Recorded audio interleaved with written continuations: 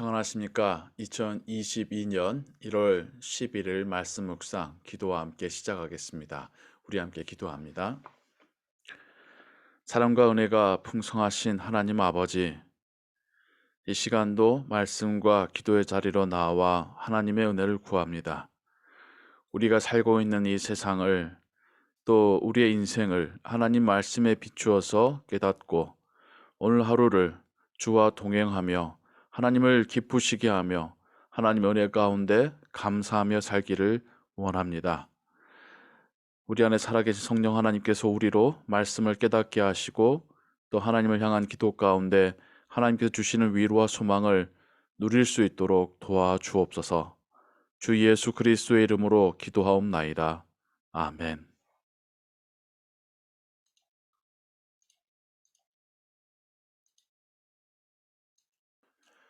오늘 읽으실 성경은 예레미야 51장과 52장입니다. 오늘로 예레미야를 마치게 됩니다. 이 시간에는 예레미야 51장 59절에서 64절의 말씀을 같이 읽겠습니다. 이 부분은 하나님께서 예레미야를 통해 주시는 마지막 예언이고 그 예언의 대상은 바벨론입니다. 하나님께서 바벨론을 심판하실 것에 대한 예언을 주시고 있습니다.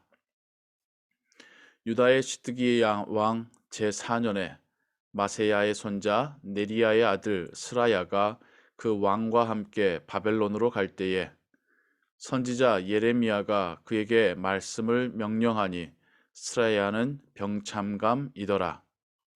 남유다의 마지막 왕이 시드기야입니다. 하나님 말씀을 끝까지 듣지 않고 바벨론에 온전히 투항하지 않고 끝까지 애굽과 손을 잡으려다가 이제 그가 마지막으로 나라의 멸망을 겪게 되는 왕이 되지요. 그리고 그는 마지막에 도망가다가 잡혀서 그의 아들들이 모두 죽임당한 것을 보고 또 그의 눈마저도 뽑힌 채로 끌려가게 되고 죽을 때까지 감옥에 있다가 죽게 됩니다. 그가 끌려갈 때에 스라야가 병참감, 일종의 스텝 오피서로서 그를 호송해가는 그러한 임무를 맡았던 것인데 예레미야는 하나님께 주신 예언을 마지막으로 그에게 전달하고 있는 것입니다. 예레미야가 바벨론에 닥칠 모든 재난, 곧 바벨론에 대하여 기록한 이 모든 말씀을 한 책에 기록하고 하나님께서 예레미야에게 주신 바벨론을 향한 예언을 한 책 한 두루마리에다 기록하였다는 뜻이죠. 스라야에게 말하기를 너는 바벨론에 이르거든 삼가 이 모든 말씀을 읽고 스라야가 시드기야 왕을 호송해서 바벨론에 도달하게 되면 그 두루마리를 열어서 그 안에 담긴 적혀진 글을 하나님의 예언의 말씀을 읽으라는 것입니다. 말하기를 여호와여 주께서 이곳에 대하여 말씀하시기를 이 땅을 멸하여 사람이나 짐승이 거기에 살지 못하게 하고 영원한 폐허가 되리라 하셨나이다 하라 하니라. 그런데 그리고 나서 선포하는 말씀이 하나님께서 그 바벨론 땅을 재앙을 내리셔서 영원한 폐허가 되게 하시겠다 했던 하나님 말씀을 선포하라는 것입니다. 너는 이 책을 읽기를 다한 후에 책에 돌을 메어 유브라데 강 속에 던지며 바벨론이 유브라데 강을 끼고 있다고 합니다. 유브라데 강이 세 줄기로 나누어져서 두 줄기는 성을 좌우로 감싸며 돌아가는, 그래서 성을 지키는 물줄기이고 한 가운데 줄기는 성으로 들어가서 성에 물의 공급이 되는 그러한 강이라고 합니다. 그래서 이 유브라데 강을 끼고 바벨론이 아주 크고 난공불락의 성이 되었던 것이죠. 그런데 하나님의 예언의 말씀을 다 선포한 뒤에는 돌에 메어서 유브라데 강 속에 던지라고 명령하고 있습니다. 말하기를 바벨론이 나의 재난 때문에 이같이 몰락하여 다시 일어서지 못하리니 그들이 피폐하리라 하라 하니라. 예레미야의 말이 이에 끝나니라. 이것은 하나님의 말씀입니다. 예레미야 선지서의 시작은 하나님께서 바벨론을 들어서 남유다뿐만 아니라 주변의 나라들을 애굽까지도 아수르까지도 모두 심판하시겠다는 말씀으로 시작되었으나 그 선지서의 마지막은 하나님께서 바벨론을 심판하시겠다는 말씀으로 끝을 맺고 있습니다. 그 말씀대로 바벨론은 긴 시간에 제국이 되지 못하였고 벨사살 왕 때에 다니엘서의 기록을 보면 벨사살 왕 때에 고레스 왕에게 메대와 바사의 연합군에게 함락당하고 그래서 고레스 왕의 페르시아가 저 동방에서부터 애굽까지 모두를 통치하는 대제국을 이루게 됩니다. 그 고레스 왕에 대한 예언은 약 170에서 200년 전 하나님께서 이사야 선지자를 통하여서 이미 주셨던 그의 이름이고 그가 어떤 일을 행할 것인지에 대한 예언이 이사야 선지서에 기록되어 있지요. 바벨론이 하나님께 징계의 도구로 쓰였지만 그들의 포악함, 그들의 우상 숭배, 하나님을 기만하고 조롱하고 하나님의 성전을 파괴했었던 것들에 대하여 하나님께서는 이렇듯 재난과 또 심판의 메시지를 주고 계십니다. 바벨론은 훗날 요한계시록에서 사단의 성, 하나님께 저주받을 성으로서 혹은 사단을 대변하는 그런 인간 사회로서 바벨론이라는 이름으로 다시 한번 등장하게 됩니다. 오늘 우리가 읽었었던 하나님 말씀 가운데서도 영원한 피폐한 땅이 황무지가 되게 하리라 하셨던 그 말씀이 하나님의 영원한 심판을 의미하고 있지요. 그 외에 반대되는 영원한 천국은 하나님 아버지의 나라인 것이죠. 우리가 바벨론의 흥망성쇠를 통하여서 하나님의 구속사적인 그 스토리를 또한 생각해 보게 됩니다.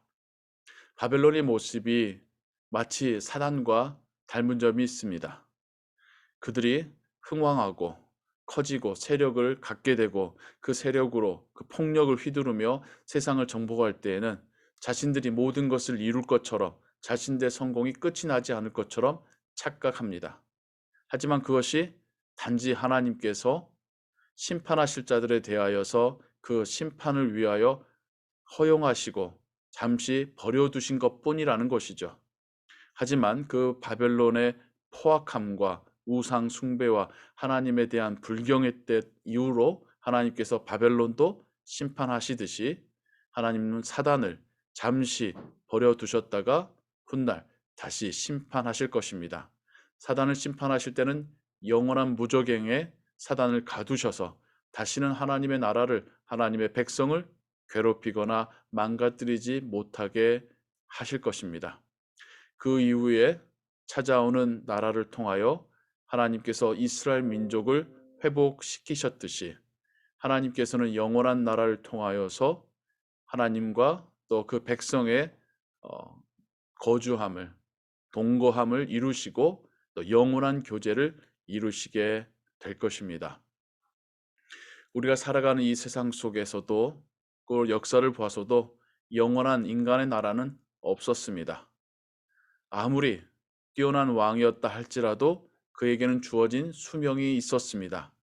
아무리 세상에 이름을 떨치는 나라가 있었다 할지라도 그 시간에 다함이 찾아왔을 때는 어떤 나라든지 멸망했었습니다. 우리는 인간의 나라를 의지하거나 피하는 것이 아니라 구원의 처소로 여기는 것이 아니라 하나님의 나라를 의지하고 하나님의 나라만이 우리의 영원한 처소여 피난처임을 고백하는 그리스도인들입니다. 오늘 하루도 우리가 주와 함께 동행하며 살 때에 우리의 소망이 하나님께 있기를 원합니다. 우리의 의지가 하나님이 되기를 원합니다. 우리의 기도와 찬양의 대상이 오직 하나님이 되시기를 원합니다. 우리의 마음이 하나님의 말씀으로 든든히 세워져 가는 오늘 하루 되시기를 주님의 이름으로 축원합니다. 기도하겠습니다. 사랑과 은혜가 풍성하신 하나님 아버지, 세상에는 영원한 것이 없습니다. 모든 것이 시작이 있지만 끝이 있습니다. 잠깐 동안 하나님께 쓰임받을 뿐입니다. 이때 교만한 자들은 그 교만으로 인하여 다시 하나님께 징계받게 되곤 합니다. 하나님, 우리가 영원한 하나님의 나라를 믿고 소망하며 사모합니다. 그 나라를 바라보며 또 그 나라의 백성으로, 하나님의 자녀로 오늘 하루를 살기를 원합니다. 우리가 의지할 대상이 오직 하나님이시고 우리를 구원하실 분이 오직 하나님이심을 고백합니다. 하나님, 하루하루 주와 동행하게 하시고 하나님으로 인하여서 평안을 누리게 하여 주옵소서. 모든 것 감사함으로 고하옵고 주 예수 그리스도의 이름으로 기도하옵나이다. 아멘. 주기 너무납니다. 하늘에 계신 우리 아버지여, 이름이 거룩히 여김을 받으시오며 나라의 임하옵시며 뜻이 하늘에서 이룬 것 같이 땅에서도 이루어지이다. 오늘날 우리에게 일용할 양식을 주옵시고 우리가 우리에게 죄 지은 자를 사하여 준 것 같이 우리 죄를 사하여 주옵시고 우리를 시험에 들게 하지 마옵시고 다만 악에서 구하옵소서. 대개 나라와 권세와 영광이 아버지께 영원히 있사옵나이다. 아멘. 계속해서 그 기도 음악과 함께 기도하시고 오늘 하루의 삶도 하나님의 은혜 가운데 평안하시기 바랍니다.